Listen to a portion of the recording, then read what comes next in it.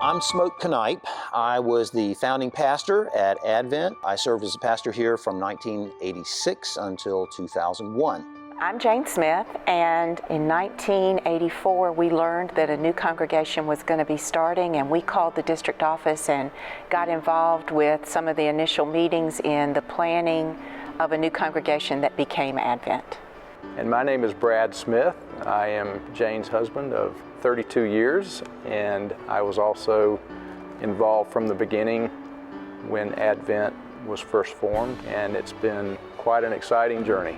The United Methodist Men of the Greenville District did a canvass in April of 1986 of approximately 500 homes in the general area. There were only a few neighborhoods that existed at that time. We found a few families out of that who were and who became the nucleus of the church.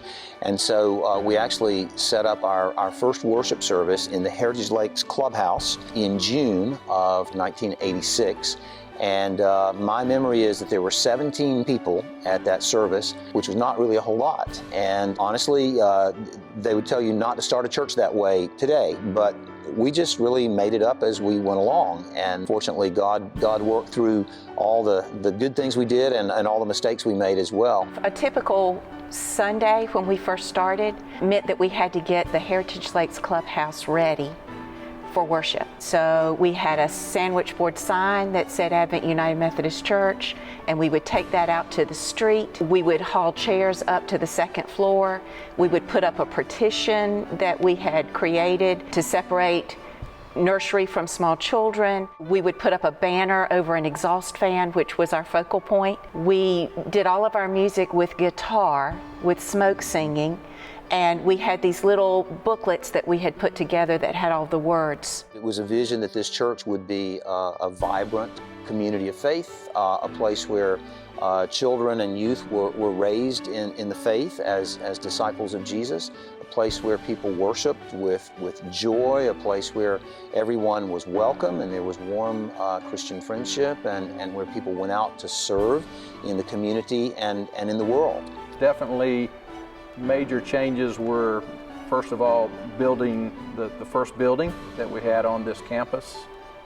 That was a big step for us because we'd never had our own building, and we had responsibilities that came with that. And then, of course, within a 5-year period, we built a second building, the educational building. Of course, that opened up even more opportunities for local missions. We started a scout pack. We had room for that. We started a school for special needs children because we now had the facilities to do that. So each time we've expanded, it's opened up more opportunities for us to serve the local community, and in some cases, more foreign missions also. I think there are a lot of things that have happened that no one expected specifically. Perhaps the one that comes most immediately to my mind that is just one of those things that we call God things was William McCauley coming into our lives. William and his family had come here for him to be a student, and they were having hard times paying the power bill in the wintertime, and we needed a custodian at that time, and William became the custodian of the church, and then slowly but surely became a part of the church family, and the rest is history. I don't think that's anything that anybody would have ever dreamed or imagined, that this man from Africa walks into your life, and then years down the road, the church has become partners in the marvelous way that Advent has become a partner with Full Dimension Ministry. On Christ the King Sunday this year, I sat in my regular place over here, and the music literally rolled over me. And I thought to myself, man, way back in 1986, 87, when we began meeting and we chartered, who could dream that we would have a music program like we have? I think all the time about the mission opportunities and the outreach going across the world that we never dreamed about or thought about. I think about the dynamic youth program that we have.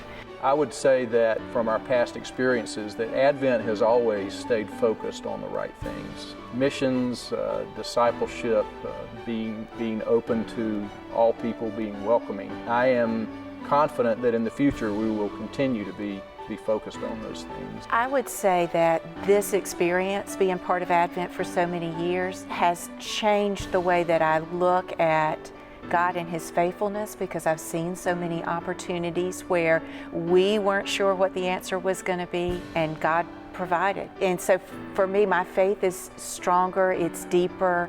I know quicker where to turn and how to trust in God. So this whole adventure has impacted my faith in so many ways I can't count, but ever stronger, ever more powerful. Well, I don't think Advent or any other church is about any pastor or any group of people. I think it's God's church, and I think that it was in God's plan for Advent to be here, and God blessed the work that was done. Many faithful people gave of themselves in many wonderful ways, and God works through people.